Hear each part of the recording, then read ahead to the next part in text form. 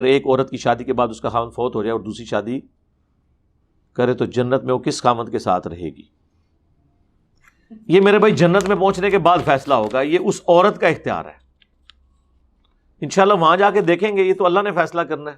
ادھر بیٹھ کے آپ کیا پلاننگ کر رہے ہوتے ہیں؟ اور یہ ساری کی ساری چیزیں اس دنیا سے تعلق رکھتی ہیں. واللہ اللہ کے دیدار کی جب ایک جھلک آپ کے سامنے آئے گی نا، تو آپ کو نہ کوئی بزرگ یاد رہے گا، نہ کوئی حور یاد رہے گی، نہ کوئی پیغمبر یاد رہے گا. ٹھیک ہے نا؟ یہاں تو آپ اس نشے کو فیل نہیں نہ کر سکتے. ٹھیک ہے نا؟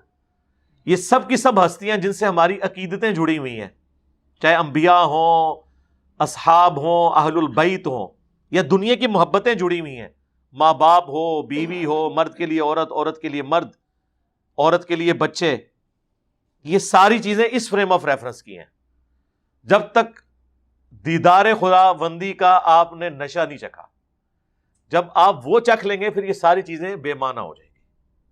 تو یہ یہاں بیٹھ کے پلاننگ ہو سکتی ہے، ادھر یہ ساری باتیں ہو سکتی ہیں، یہ کیا ہوگا وہ ہوگا.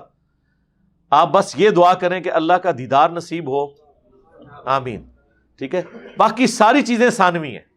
اس کائنات کی سب سے بڑی دولت یہی ہے، اور یہ جنت میں ملنی ہے انشاءاللہ، ہر مؤمن کو ملنی ہے. تو یہ اس طرح کی جو پلاننگ ہے نا، وہ یہاں بیٹھ کے آپ نہ کریں. مجھے بھی کافی دفعہ کو مختلف اسلامی بہنوں کی طرف سے، میں تو ان کو بہنیں ہی کہوں گا، ای میلز آ رہی ہوتی ہیں، جی آپ گارنٹی کر لیں جی جنت میں ہم آپ کے ساتھ رہنا چاہتی ہیں، فلانا کرنا چاہتی ہیں. یار خدا کے لیے کن خوابوں کی دنیا میں آپ لوگ رہ رہے ہو؟ اللہ کے ساتھ اپنا رشتہ مضبوط کرو. ہم اگر کبھی جنت میں یہ کہتے ہیں نا کہ ہمیں انبیاء کا پڑوس ملے، تو اس وجہ سے کہ انبیاء کرام کو جنت میں وہ اعلیٰ ترین درجہ ملے گا کہ اگر اللہ تعالی کا دیدار سب سے بہترین فارم میں اس کی شان کے لائق کسی کو ہونے والا ہے تو وہ انبیاء کو ہے.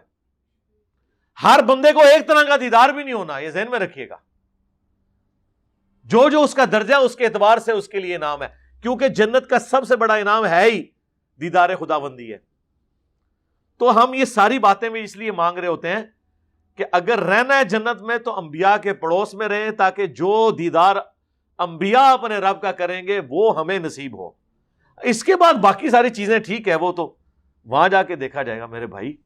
ابھی تو آپ بس اس تصور میں زندگی گزاریں کہ اللہ کا دیدار ہوگا، باقی ساری چیزیں جو ہے نا اس کے مقابلے پہ کچھ بھی نہیں ہے.